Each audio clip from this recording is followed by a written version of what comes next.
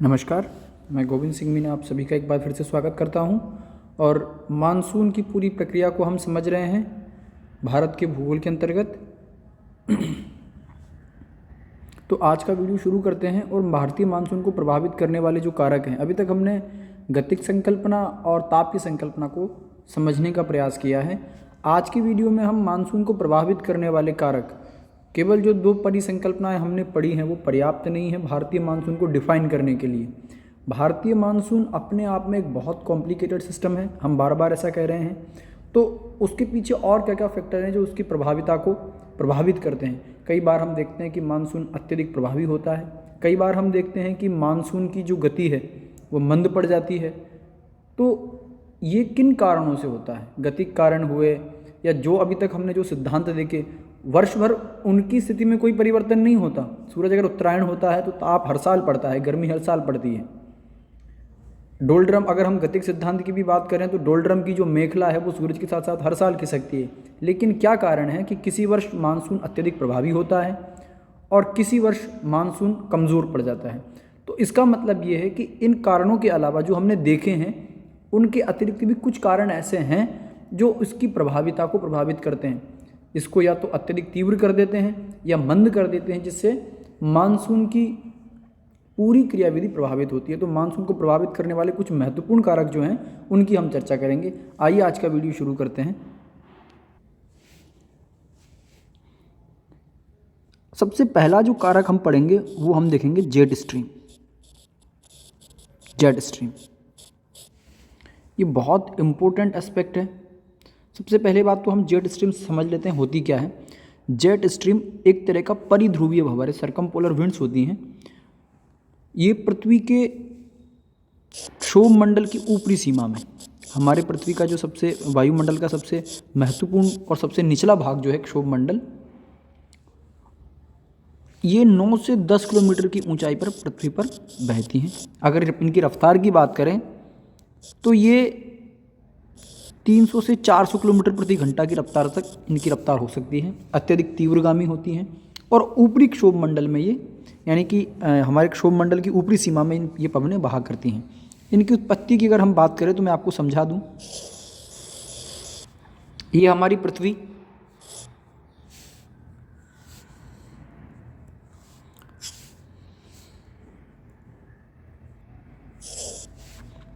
ये उत्तरी गोलार्ध, ये दक्षिणी गोलार्ध।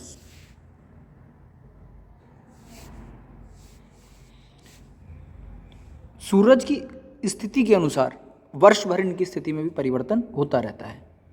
ये उत्तरी ध्रुव, क्षमा करें, ये नॉर्थ पोल, ये साउथ पोल। प्रत्येक ध्रुव पर पृथ्वी के घूर्णन के कारण इस तरीके की कुछ विंड्स पैदा होती हैं। जब सूरज उत्तरायण होता है तो इनकी गति मंद पड़ जाती है, क्योंकि गर्मी अधिक होती है, तो सरकमपोलर विंड्स की स्थिति जो है कमज़ोर पड़ जाती है। लेकिन जब सूरज दक्षिणायन हो जाता है तब इनका जो प्रभाव है पूरे उत्तरी गोलार्ध में फैल जाता है। ये सरकमपोलर विंड्स ध्रुव से उठती हैं, उठ करके इस तरीके से फैलती हैं और इनकी जो गति होती है पश्चिम से पूर्व की ओर होती है। तो क्षोभ मंडल में बहने वाली जो जेट स्ट्रीम है, इनको जेट स्ट्रीम इसलिए कहा जाता है कि जब द्वितीय विश्व युद्ध के समय इसकी खोज इस प्रकार से हुई। जेट स्ट्रीम अलग टॉपिक है बिल्कुल, लेकिन जब हम पढ़ रहे हैं तो थोड़ा सा इसका परिचय देखते हुए चलें। द्वितीय विश्व युद्ध के समय क्या हुआ, अमेरिकी फाइटर प्लेन्स जो हैं जब जापान से अमेरिका की ओर उड़ रहे थे, जापान से अमेरिका की ओर जब जा रहे थे तो इनको उड़ने में आसानी हुई, उनकी गति में और वृद्धि हुई। लेकिन वह जब वही फाइटर प्लेन, जब वही जेट प्लेन अमेरिका से जापान की ओर जब आ रहे थे तो उनको आने में खासी दिक्कत आई, यानी कि अतिरिक्त और पावर जनरेट करनी पड़ी। तो उन्होंने बाद में जब इसका एक्सप्लोरेशन हुआ तो पता चला कि ऊपरी क्षोभ मंडल में ऐसी पवनें बहती हैं जो अत्यधिक तीव्र गति से बहती हैं। तो उन जेट्स के आधार पर जब इसकी खोज हुई, इसी के आधार पर इसको हमने नाम जेट स्ट्रीम दे दिया। अब इंडियन मॉनसून का और जेट स्ट्रीम का क्या लेना देना है, ये हम अभी देख लेते हैं। इसकी हम डायरेक्शन की बात करें तो ये वेस्ट टू ईस्ट बहती है।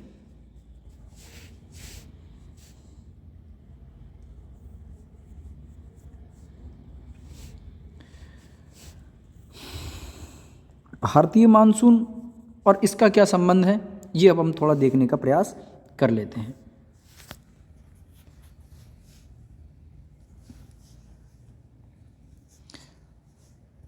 मैं थोड़ा सा मैप के माध्यम से आपको डिस्क्राइब करने का प्रयास करता हूँ।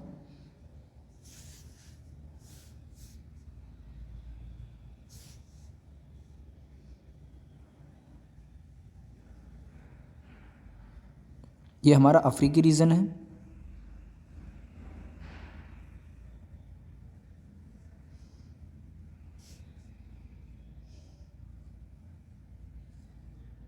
ये हमारा भारत, ये चाइनीज़ रीजन, ये north Korea, south Korea, Japan, Sri Lanka, Indonesia, Malaysia, और ये हमारा ऑस्ट्रेलिया। समझने के लिए पर्याप्त है कि इटली, ये यूरोप वाला रीजन है पूरा की पूरा। तो मैं यहाँ तक इसको समझने का प्रयास आपको करता हूँ। ये ऊपर पूरा वाला जो रीजन है ये हमारा साइबेरिया वाला रीजन हो गया, ऊपरी अक्षांश।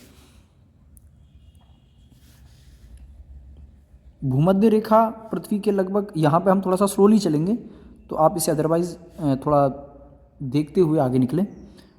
भूमध्य रेखा हमारे लगभग यहाँ से जा रही है, ये हमारी 0 डिग्री अक्षांश भूमध्य रेखा है।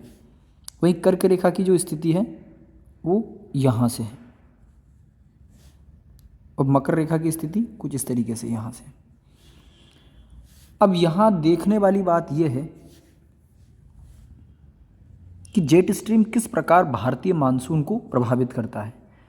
अभी हम वर्तमान परिस्थितियों की बात करें, क्योंकि हमारे यहाँ सर्दियाँ पड़ रही है, इसका मतलब क्या है कि सूरज की जो स्थिति है वो दक्षिणी गोलार्ध में है, यानी कि 0 डिग्री से नीचे सूरज की किरणें सीधी पड़ रही हैं, और हमारे यहाँ सर्दियों का सीज़न चल रहा है। तो जो सरकमपोलर विंड्स की हमने बात करी थी, जेट स्ट्रीम की हमने बात करी थी, जो ध्रुवों से उठने वाली हवाएं हैं, ये हवाओं का विस्तार जैसे जैसे सूरज नीचे जाता है, इनका फैलाव उत्तरी गोलार्ध में बढ़ता चला जाता है। जैसे सूरज जब हमारे यहाँ, जब यहाँ चमक रहा था सूरज बिल्कुल सीधा हमारे,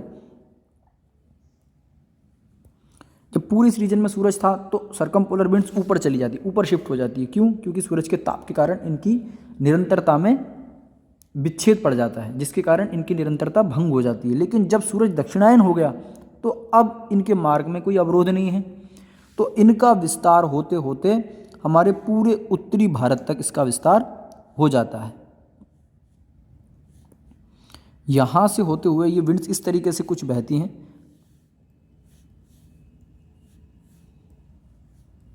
ये पूरे उत्तरी पूर्वी भारत, उत्तरी भारत, मध्यवर्ती भारत, यानी कि कर्क रेखा तक इसका विस्तार लगभग इन जेट स्ट्रीम का विस्तार भारत पे हो जाता है। इसी समय पे आप देखेंगे ये वाला जो रीजन हम देख रहे हैं, ये वाला, ये है हमारा भूमध्य सागर।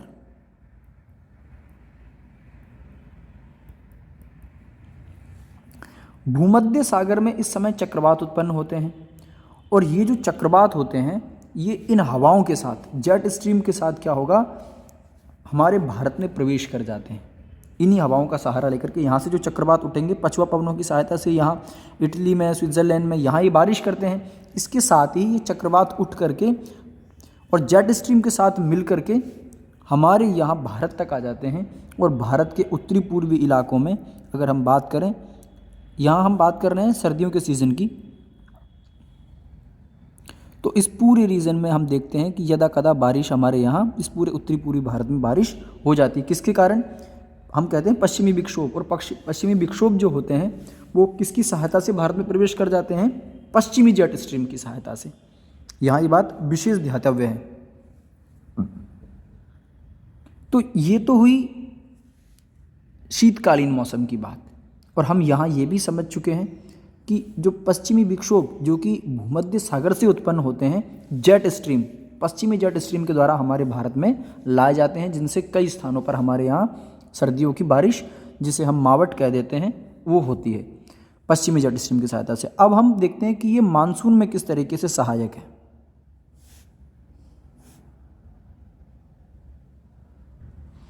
अब हम मानसून काल की परिस्थितियों के ऊपर विचार करते हैं कि जेट स्ट्रीम किस प्रकार प्रभावी होता है। हम बात कर रहे थे गतिक सिद्धांत, और जो हमारा सिद्धांत फ्लोन महोदय ने दिया था, गतिक सिद्धांत और तापीय सिद्धांत, दोनों में हम देख रहे थे कि भाई यहाँ पे हम कह रहे थे दोनों में कि यहाँ high pressure buildup low pressure buildup हो जाता है, यहाँ हाई प्रेशर होता है, फिर यहाँ से आने वाली प्रति व्यापारिक एंड जो ट्रेड विंड्स होती हैं वो भूमध्य रेखा को पार करके और उनकी गति में परिवर्तन हो जाता है कोरियोलिस बेल्ट के कारण, और दक्षिणी पूर्वी हवाओं के रूप में वो भारत में आती हैं। चूँकि सागर से आती हैं तो बारिश लेकर के आती हैं, पानी लेकर के, नमी लेकर के आती हैं और स्थलीय भागों पर हमारी वर्षा कर देती हैं। लेकिन वास्तविकता में क्या है, आप देख रहे हैं, हम इसकी चर्चा शुरू में भी कर चुके हैं कि अगर ऐसा ही होता तो लो प्रेशर तो हर साल बिल्डअप हो रहा है, क्योंकि हर साल गर्मियाँ खूब पड़ती है हमारे यहाँ। गर्मी कई बार बहुत ज़्यादा पड़ने के बावजूद भी मानसून कमज़ोर क्यों रह जाता है। हम ये भी देख रहे थे कि ITCZ का विस्तार यहाँ तक हो जाता है, हमारे इस पूरे रीजन तक ITCZ आ जाता है, फिर भी इसके ये तो हर साल आ ही जाता है। फिर क्या कारण है कि वर्षा कई बार कम हो जाती है, कई बार अधिक हो जाती है। तो इसके पीछे 2-3 फैक्टर और हैं जिनमें हम जेट स्ट्रीम को अभी पढ़ रहे हैं। तो सामान्यतः दिनों में, जैसे सर्दी के दिन जो अभी हैं, तो हमारे यहाँ तक मध्य भारत तक अभी जेट स्ट्रीम का प्रभाव है, और ये जेट स्ट्रीम अत्यधिक तीव्रगामी होती है और ऊपरी वायुमंडल में, हमारे भारत के ऊपर का जो ऊपरी वायुमंडल है, इनकी ये जो स्थितियाँ हैं, 1-2 तथ्य और भी हम इसमें में जोड़ेंगे। आज हम जेट स्ट्रीम को भी देखेंगे और तिब्बत के पठार को भी यहाँ पे देखेंगे एक कारक के रूप में। तिब्बत के पठार की स्थिति, यहाँ पर हमारा हिमालय है इस तरीके से आर्क शेप में, और यहाँ पर मैं डिफरेंट कलर से इसको शो कर देता हूँ। ये पूरा जो रीजन है हमारा, ये तिब्बत के पठार के रूप में हम देखेंगे। सामान्य दिनों में क्या हो रहा है कि जेट स्ट्रीम की जो स्थिति है मध्य भारत तक है, और ये स्थिति रहती है गर्मियों तक। हालांकि थोड़ा पीछे खिसकना शुरू हो जाता है, लेकिन अभी हम थोड़ा सा इसको समझ लेते हैं। अब जब सूर्य उत्तरायण हुआ, सूर्य की स्थिति धीरे धीरे कर्क रेखा की ओर बढ़ता गया, दक्षिण उत्तरायण होता जा रहा है, तो अभी भी बहुत तेज़ गर्मियाँ पड़ रही हैं हमारे इस पूरे रीजन में। मैं इसको थोड़ा बड़ा बना करके आपको यहाँ शो कर देता हूँ।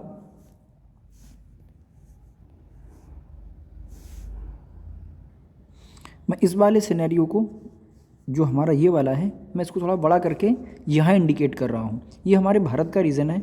अब जब सूरज की स्थिति उत्तरायण है और सूर्य हमारे कर्क रेखा पर सीधा चमक रहा है, तो यहाँ पर बहुत अत्यधिक पूरे उत्तरी भारत में गर्मियाँ पड़ रही हैं। दिल्ली, हमारे दिल्ली में भी बहुत हाई टेम्परेचर हो जाता है। राजस्थान के बहुत सारे रीजन, क्योंकि पूरा की पूरा ये जो रीजन है, ये थार के मरुस्थल वाला रीजन है, ये हमारा जो पूरा रीजन है, तो ये अत्यधिक गर्म हो जाता है। दैनिक तापांतर में भी भारी अंतर हो जाता है। लेकिन अभी भी अगर हम बात करें मौसम की, तो अभी भी जेट स्ट्रीम की जो स्थिति है, चूँकि हिमालय हमारे यहाँ पे बहुत ऊंचे हैं, इसके कारण क्या है, जेट स्ट्रीम की 2 शाखाएं हो जाती हैं। ये हमारे हिमालय यहाँ पर इस तरीके से सिचुएटेड है, और यहाँ हमारा तिब्बत का पठार है।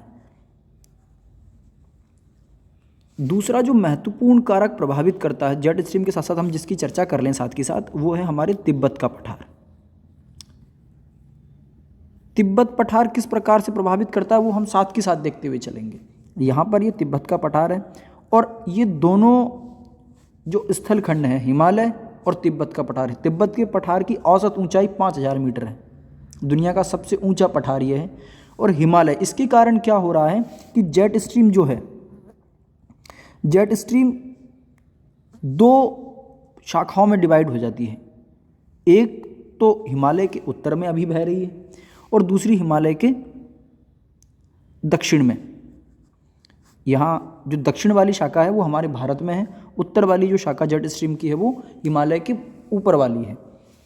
हमारे यहाँ अभी गर्मियाँ पड़ रही हैं, बहुत तेज़ लो प्रेशर इस पूरे क्षेत्र में है। लो प्रेशर ऑलरेडी है, लेकिन क्या कारण है, लो प्रेशर होने के बाद भी ये पूरे रीजन में हवाएं नहीं आ पा रही, बारिश नहीं हो पा रही। अब होगा क्या, जैसे जैसे बारिश, अब साथ के साथ हम तिब्बत के पठार को भी देख लेते हैं थोड़ा। तिब्बत का पठार बहुत हाई एल्टीट्यूड पे है। यहाँ जब सूरज की किरणें पड़ती हैं, मैं कुछ आपको यहाँ पे इमेजेस शो करता हूँ ताकि आपको आसानी से समझ में आ जाए। ये हमारे तिब्बत का पठार का प्रारूप है। तिब्बत के पठार पर अत्यधिक गर्मियाँ पड़ेंगी, मतलब गर्मी जब पड़ेगी तो यहाँ से क्या है, हवाएं जो तिब्बत के पठार पर होंगी वो ऊपर की ओर गतिशील हो रही हैं। ये ऊपर की ओर जब ये गतिशील होंगी तो यहाँ पर ये 2 तरह का क्रम घटित हो रहा है। ये ऊपर जाकर के जेट स्ट्रीम से मिलेंगी, जिनकी हम बात कर रहे थे।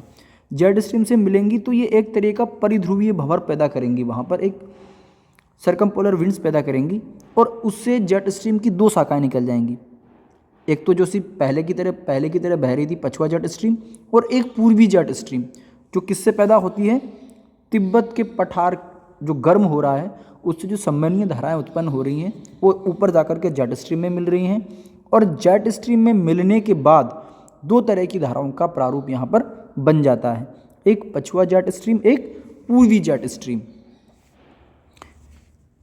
वापिस हम हमारे टॉपिक पर लौटते हैं जो हम पहले देख रहे थे, इमेज को हम अब जैसे सूर्य की स्थिति उत्तरायण हुई, अचानक से क्या होगा कि ये जेट स्ट्रीम सूर्य के प्रभाव के कारण एकदम से ये परिघटना घटित होती है जून के बाद, लगभग हमारे उत्तरी भारत में 1 या 2 जून के बाद ये परिघटना 2 से लेकर के 15 जून तक ये परिघटना घटित हो जाती है, और ये पूरी की पूरी जो जेट स्ट्रीम जो हमारे भारत के ऊपर थी ये हट जाती है। पहले क्या हो रहा था, लो प्रेशर भी था, हवाएं ऊपर भी उठ रही थी, लेकिन इस पवन की मौजूदगी के कारण, जेट स्ट्रीम के फ्लो के कारण ये जो हवाएं हैं बहुत तेज़ी से ऊपर नहीं उठ पा रही थी। गर्मियाँ बहुत तेज़ हैं, लेकिन फिर भी हवाएं तेज़ी से ऊपर क्यों नहीं उठ पा रही थी, क्योंकि इसके ऊपर एक आवरण के रूप में, जैसे हम यहाँ समझें कि लो प्रेशर है, लो प्रेशर से हवाएं ऊपर तो उठ रही हैं, लेकिन इसके ऊपर क्या हो रहा है, ये जेट स्ट्रीम बह रही है।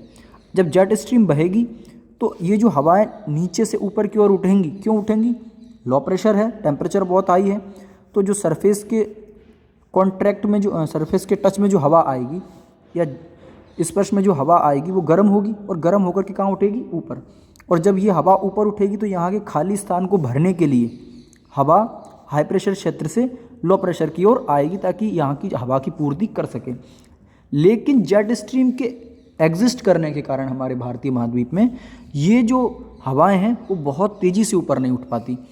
लेकिन जैसे ही ये जो जेट स्ट्रीम की दक्षिणी धारा जो है हिमालय के दक्षिण में बह रही है, ये अचानक से जब हट जाती है तो ये पूरा की पूरा एक तरह का ब्लॉकआउट रीजन बन जाता है, बिल्कुल खाली, और हवाएं अत्यधिक, जैसे मान के चलो कि कोई चीज़ ऊपर उठना चाह रही हो, बिल्कुल ऐसी स्थिति कि आपने उबलते पानी के ऊपर प्लेट रखी हुई है और उसकी भाप उसको उठा देती है, लेकिन वो ठीक से उठ नहीं पाती क्योंकि प्लेट का अवरोध उसके ऊपर लगा हुआ है। बिल्कुल ठीक वैसे ही जैसे ये जेट स्ट्रीम गायब होती है यहाँ से, तो ये हवाएं अत्यधिक तेज़ी से ऊपर की ओर उठती हैं, और जो लो प्रेशर जोन था हमारा वो और लो प्रेशर हो जाता है, और अत्यधिक, यानी कि एक तरह का बहुत बड़ा डिप्रेस बन जाता है, और हवाएं बिल्कुल हाई प्रेशर जोन से झपटती हैं इस पूरे रीजन को कवर करने के लिए। तो यही सेम परिस्थितियां जो है हमारे यहाँ घटित होंगी। आइए अब उसको थोड़ा सा और देख लेते हैं। उम्मीद है कि आपको समझ में आ रहा होगा। अगर आपको कोई दिक्कत लगे तो आप मुझे एक बार कमेंट सेक्शन में जाके बताइए कि सर आपको ये हमारी समझ में आया नहीं है, आप थोड़ा इसको बोर्ड पे समझा दीजिए, तो मैं कोशिश करूँगा कि आपको वहाँ भी इसको डिस्क्राइब कर सकूँ।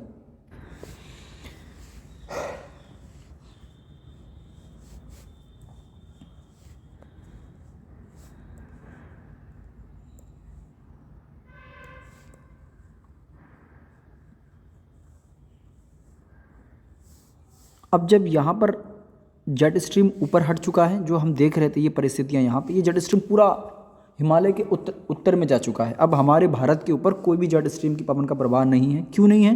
क्योंकि सूरज ऊपर आ चुका है, और सूरज के ऊपर आने के कारण ये जेट स्ट्रीम का जो फ्लो है अब और ऊपर की ओर शिफ्ट हो गया है। और ये जो लो प्रेशर था, हमने कहा बहुत तेज़ी से यहाँ हवाएं उठती हैं, और जो ये लो प्रेशर है वो और अत्यधिक लो प्रेशर के रूप में बिल्डअप हो जाता है, और इस लो प्रेशर को भरने के लिए यहाँ से ये हवाएं, जब हम बात कर रहे थे, अब हम साथ के साथ यहाँ पे गतिक जो रीजन फ्लोन महोदय ने दिया था, गतिक थ्योरी ITCZ वाला, हम ये भी देख रहे हैं कि ITCZ का जो विस्तार है, जब हम देख रहे थे गतिक सिद्धांत, साथ के साथ हम वहाँ ये भी देख रहे थे कि इस पूरे रीजन में अब ITCZ फैल चुका है। ये जो रीजन है, ये सफ़ेद लाइनें दिखा रही है ITCZ जोन को, और जो विषुवतीय पछुआ पवनें हैं वो इस पूरे क्षेत्र पर दौड़ती हैं, हावी होती हैं। अब ये कहाँ से आ रही हैं? ये पूरा की पूरा जो रीजन आप देख रहे हैं ये वाला, ये क्या है? हिंद महासागर, बंगाल की खाड़ी, अरब सागर, ये जो रीजन है ये पूरा की पूरा पानी वाला रीजन है, समुद्री रीजन है। और ये हवाएं जहाँ से आ रही हैं ये क्या है? अपने साथ नमी लेकर के आती हैं, और अत्यधिक तीव्र मात्रा में वर्षा हमारे पूरे देश में करती है। तो जेट स्ट्रीम का क्या प्रभाव है कि जेट स्ट्रीम क्या है, बहुत लंबे समय तक हवाओं को ठीक से ऊपर उठने नहीं देता, लेकिन जैसे ही जेट स्ट्रीम यहाँ से हटता है वैसे ही पूरा की पूरा एक खाली क्षेत्र पैदा हो जाता है ऊपर, और ये हवाएं बहुत तेज़ी से ऊपर झपटती हैं, और ये जो हमारा लो प्रेशर था ये और भी अधिक लो प्रेशर के रूप में बढ़ जाता है। ये तो हुई पश्चिमी जेट स्ट्रीम की बात। अब हम बात कर रहे थे तिब्बत के पठार की, जिसको हमने एक इमेज के माध्यम से देखा था। उसको थोड़ा सा और हम डिस्क्राइब कर लें कि वो किस प्रकार से भारतीय मानसून के लिए सहायक सिद्ध होता है। ये हमने देख चुके थे और मैंने आपको उसका मैकेनिज्म भी बताया था। अब आप देखिए, ये हमारे भारत का एक हॉरिजॉन्टल चित्र हमने लिया है। हम किनारे से इसको देख रहे हैं। ये हमारा दक्षिणी भाग है भारत का, ये सुदूर पूर्वी हिमालय वाला रीजन है, ये हमारा मैदानी भाग है। अब यहाँ आप समझने का एक प्रयास कीजिए कि ये आपको जो जो इमेज आपको दिखाई दे रही है, इसके बिल्कुल बाएं भाग में आप आइए तो आपको तिब्बत का पठार देगा, और जो चित्र हमने देखा था, ये जो आपको चित्र दिखाई दे रहा है, ये इसके बिल्कुल बाएं भाग में आपको सेम चित्र दिखाई देगा। और यहाँ से जो पूर्वी जेट स्ट्रीम बन रही है वो कहाँ जा कर के उतर रही है नीचे, वो उतर रही है अरब सागर में। और पवनें जहाँ ऊपर से नीचे की ओर उतरती हैं,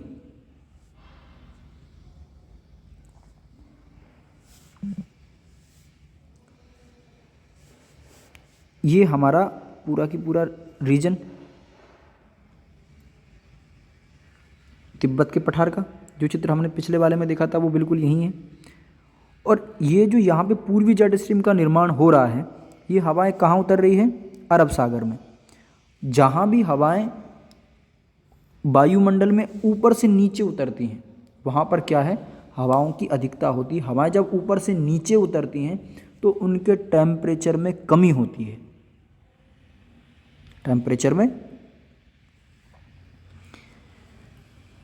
कमी होती है, जिसके कारण होगा क्या, एक हाई प्रेशर का निर्माण वहाँ हो जाता है। पूरी हवाएं जहाँ उतरती है तो अरब सागर पे क्या होता है, हाई प्रेशर जो बन रहा है, हम ये देख रहे हैं अभी तक कि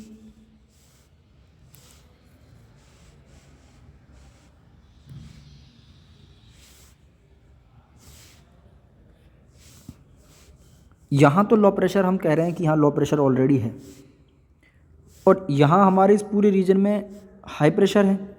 लेकिन पामीर के पठार से जो हवाएं उठ रही हैं पूर्वी जेट स्ट्रीम, वो कहाँ जा कर के बैठ रही हैं, अरब सागर वाले रीजन में। और ये अरब सागर में किसका निर्माण कर देती हैं, हाई प्रेशर का। यानी कि ये जो हाई प्रेशर है इसको और पावर मिल जाती है इस हाई प्रेशर से, और ये हाई प्रेशर जो है, तो ये जो हाई प्रेशर बिल्डअप हमारे सागर पर हो रहा है, तिब्बत के पठार से उठने वाली जो पूर्वी जेट स्ट्रीम, उसका निर्माण क्यों हुआ है वो हम समझ चुके हैं। और ये ऊपर उठ करके और बैठती कहाँ है, नीचे यहाँ पर अरब सागर में, और हाई प्रेशर को और ज़्यादा बढ़ा देती हैं। और हाई प्रेशर जब ज़्यादा बढ़ जाएगा यहाँ पे, तो हाई प्रेशर से वापस लो प्रेशर की ओर पवनें चलेंगी, जिसके कारण ये मैंने बंगाल की खाड़ी रीजन में बना दिया है, लेकिन मैं कह रहा हूँ साथ के साथ कि ये यहाँ से जो पवनें उठ रही हैं वो कहाँ, यहाँ जो हाई प्रेशर है अरब सागर में वो और ज़्यादा बलवती हो जाता है, और यहाँ से पवनें चलने की जो मात्रा है वो और तेज़ हो जाती है, जिसके कारण क्या होता है कि ये पूरा की पूरा मानसून और प्रभावी बन जाता है। अब यहाँ एक बात समझने वाली ये होगी कि यही वो कारण है। इसके अलावा ये वीडियो बहुत लंबा हो जाएगा। एक और बहुत इम्पोर्टेंट फैक्टर है जो हमारे पूरे भारतीय मानसून को प्रभावित करता है, वो है अल नीनो और ला नीनो इफेक्ट। अल नीनो और ला नीनो ये क्या है, हम अगले वीडियो में देखेंगे। ये वीडियो ऑलरेडी बहुत लंबा हो चुका है। यहाँ पर हम एक बात देख लेते हैं कि क्या कारण है कि बहुत लंबे समय तक बहुत तीव्र गर्मियाँ पड़ती हैं। जून तक गर्मियाँ तो हमारे यहाँ अप्रैल से ही पड़ना शुरू हो जाती हैं, लेकिन बारिश क्यों नहीं आती?